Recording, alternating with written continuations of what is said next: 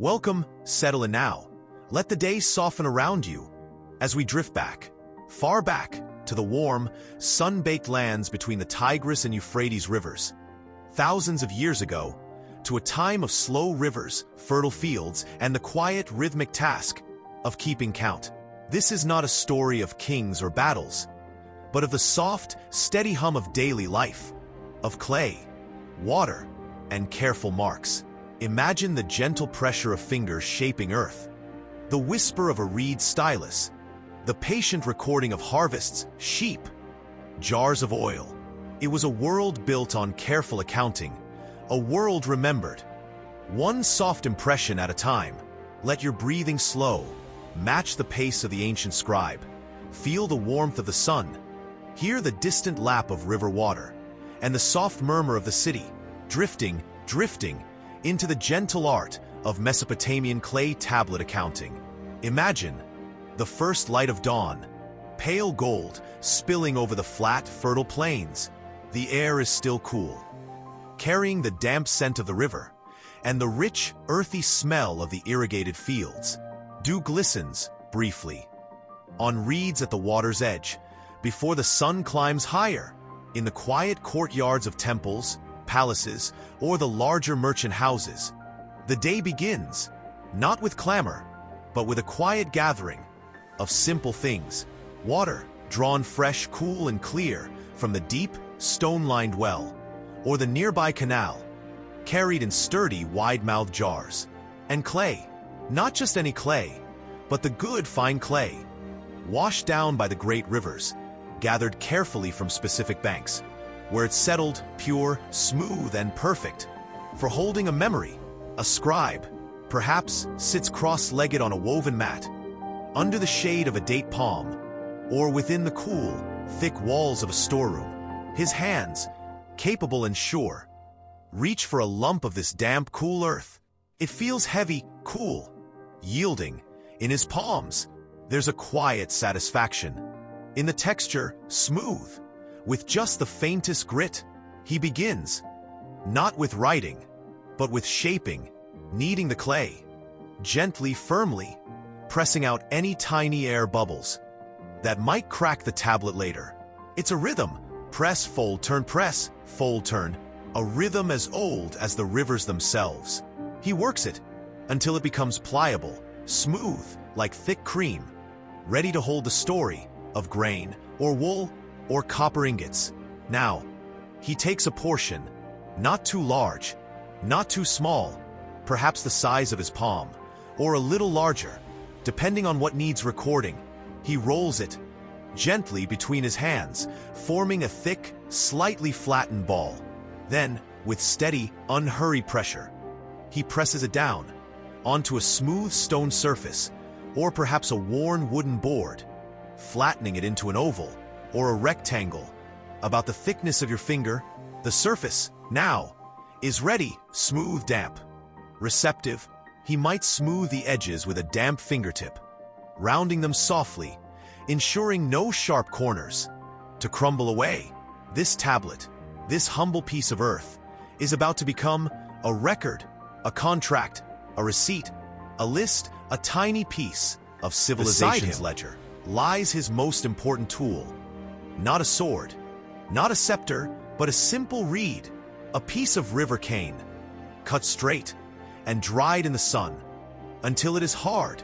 One end is sharpened, cut on a precise diagonal to form a fine point. The other end is often flattened or shaped into a small wedge. This is his stylus, his pen, his voice. In the language of clay, he picks it up, its weight familiar, comfortable. In his fingers, he dips the wedge end, briefly, into a small dish of water, just enough to keep the clay from dragging too much. Then, he positions his hand, steady, above the soft surface.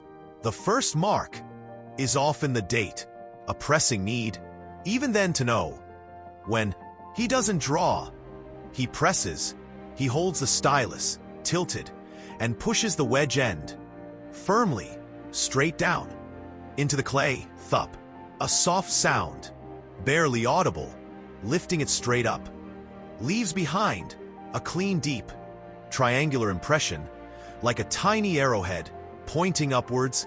This simple wedge is the foundation of all the writing, the sign for one or the sound D, depending on context. But more wedges follow. He might press the stylus at a slight angle, dragging it forward just a fraction, before lifting, creating a longer, thinner triangle, like a tiny nail. Or he might use the sharp pointed end to make fine lines, delicate curves, for specific signs. But mostly, it is the wedge, pressed, lifted, over and over, in countless combinations. This is cuneiform, wedge-shaped writing born from reed and mud. Imagine the signs emerging slowly, deliberately, under his patient hand. A cluster of wedges might represent a bushel of barley, gently stacked, a different cluster, a sheep, perhaps suggested by a woolly curve, and marks for hooves. Another sign, a jar, its rounded belly and narrow neck carefully impressed. 4 numbers. It was a system, both simple and elegant. A small round impression, made with the end of the stylus, meant 10. A larger circular depression, perhaps made with a fingertip, or the blunt end, meant 60. The foundation of their mathematics, based on 6s and 60s, not our 10s. Groups of these recorded hundreds, thousands of measures of grain, head of cattle, days of labor. It wasn't fast, but it was steady, methodical. Each impression, a small act of order, imposed on the world. The scribe, his focus soft, but unwavering, moves across the tablet. Line by line, his writing flows, not left to right, like ours, but right to left, or sometimes top to bottom.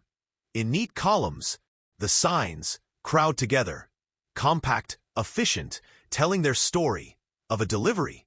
From the field of Nurat, 120 bushels of emmer wheat, received by the granary overseer, Sinidnum, in the month of Dumuzi, in the 12th year of King Rimsin. A simple transaction, recorded, in damp earth, becoming permanent. With time and sun, he might record lists, rows and rows, of workers' names, the rations due to them, barley oil, wool. Each entry, a small act of recognition, of accounting for a life. Within the vast, slow-moving machine of temple or palace, the language was likely Sumerian or Akkadian, flowing in the scribe's mind, translated into these wedge patterns on the clay. He learned these signs, not overnight, but over years, as an apprentice sitting beside a master, copying, lists of signs, lists of words, lists of professions. The training was long, repetitive, calming, in its own way, mastering the shapes, the meanings, the grammar. Etched, not just on clay, but in his very being. His hand knew the movements, almost without thought.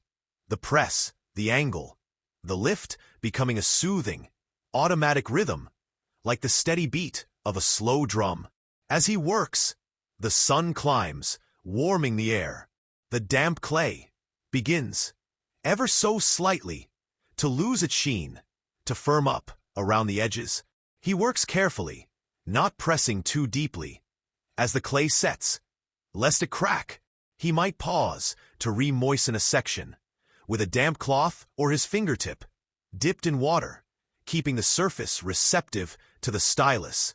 The only sounds, perhaps, are the soft thup of the stylus, the distant lowing of oxen, the call of a water bird from the reeds, the faint murmur of voices from other courtyards, a gentle breeze, rustling the palm fronds, overhead, carrying the scent of baking bread from communal ovens. Some tablets were simple, one-sided records, quickly made, quickly dried. Others were more important, legal contracts, royal decrees, temple inventories. These might be written on larger tablets, sometimes with the text continuing over the edges and onto the back. For very important documents, like property sales or loans, the tablet, once written, might be placed inside a slightly larger envelope of fresh clay. The entire text would then be carefully copied onto this outer envelope, word for word, wedge for wedge. Then witnesses, important men, or priests would press their seals into the soft clay of the envelope, a cylinder seal carved from stone or bone, with a unique design, rolled across the surface, leaving an intricate, miniature frieze, a signature, in clay, binding the agreement. Within, safe from tampering, the rolling sound, a soft, continuous shhhh click. As the seal turned, once the writing is complete, the tablet must transform from soft earth to enduring record. It cannot bake in the harsh sun too quickly, or it will warp, crack, shatter. So, it is placed carefully in the shade, perhaps on a high shelf or under a light awning, where the air, warm and dry, can circulate slowly, drawing out the moisture. Over hours or even days, the clay pales from dark gray to a soft beige or buff color. Hardening, the impressions, the wedges and lines become fixed, permanent. The record is set in stone. Well, in clay? Now, it must be stored. Imagine cool, dim storerooms within the temple complex or palace archives. Shelves made of mud brick line the walls, or perhaps large pottery jars stand on the floor. Their contents not grain or wine, but tablets, hundreds, thousands of these clay records, carefully organized by year, by month, by type of transaction, by official. Some lie flat, in neat stacks like little tiles. Others, especially larger ones, lean upright against the jar sides or stand in rows on the shelves. The air is still dry, dusty, with the scent of ancient earth. It is quiet, profoundly quiet. In these archives, a library of economic whispers, the gentle hum of civilization, accounted for. Sometimes a tablet was not destined for the archive, but for travel, a receipt for goods sent, a message between officials in distant cities. For these, once dried, the scribe might write the address directly on the outer surface. To my lord Ibn Shamash in Uar, from your servant Ibn Nabu in Nippur. Then it would be wrapped, perhaps in a scrap of cloth, or placed in a simple pouch, and entrusted to a messenger, who would carry it by boat along the slow-moving rivers or by donkey along dusty tracks under the vast Mesopotamian sky.